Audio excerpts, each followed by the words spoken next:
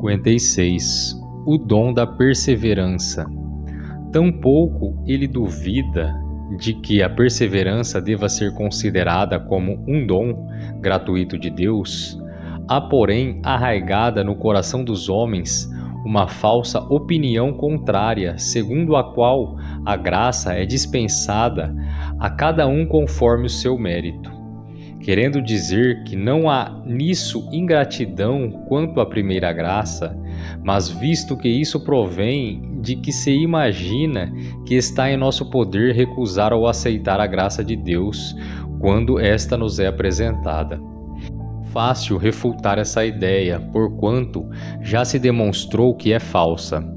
Além disso, nota-se aí um duplo erro, porquanto, além de dizerem que, fazendo bom uso da primeira graça de Deus, merecemos que outras graças subsequentes Ele nos remunere pelo bom uso feito, acrescentam também que não é só a graça de Deus que opera em nós, mas que ela apenas coopera. Quanto ao primeiro erro, esta é a conclusão necessária, que o Senhor Deus, multiplicando as suas bênçãos a seus servos e lhes dando diariamente outras novas, tão agradável lhe é a obra que neles começou, que nestas bênçãos encontra razão e ocasião para desse modo enriquecê-los e dar-lhes crescimento.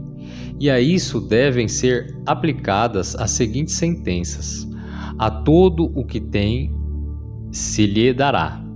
Igualmente, muito bem, servo bom e fiel, foste fiel no pouco, sobre o muito te colocarei.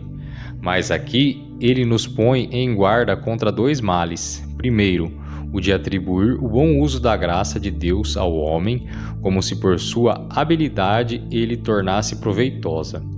Depois, o de julgar que as graças ou bênçãos que Deus concede ao homem fiel lhe são dadas para remunerar o bom uso da primeira graça, como se tudo não procedesse da bondade gratuita de Deus. É minha convicção, pois, que os crentes devem estar atentos a esta bênção, que quanto melhor uso fizerem das graças de Deus, outras novas e mais grandiosas lhes serão acrescentadas diariamente. Mas, por outro lado, digo que esse bom uso é de Deus e que essa remuneração provém de sua benevolência gratuita. Foi isso que o apóstolo Paulo declarou especificamente, porque após haver dito que Deus é quem efetua em nós tanto querer como realizar, imediatamente acrescenta que ele faz tanto uma coisa como outra, segundo a sua boa vontade, referindo-se com essa expressão à benignidade gratuita de Deus.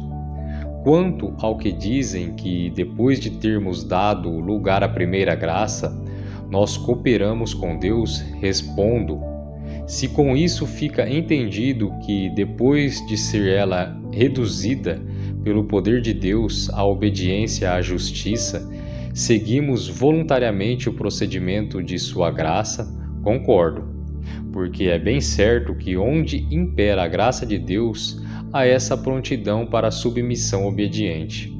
Mas isso não decorre da ação do Espírito Santo, que, coerente consigo mesmo, nutre e fortalece em nós o amor pela obediência, o mesmo amor que no começo ele gerou.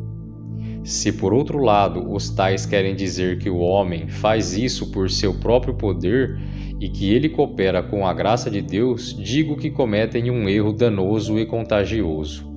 Mas eles alegam então que o apóstolo quer dizer quando declara: trabalhei muito mais que todos eles, mais que todos os outros apóstolos, todavia eu não, mas a graça de Deus comigo.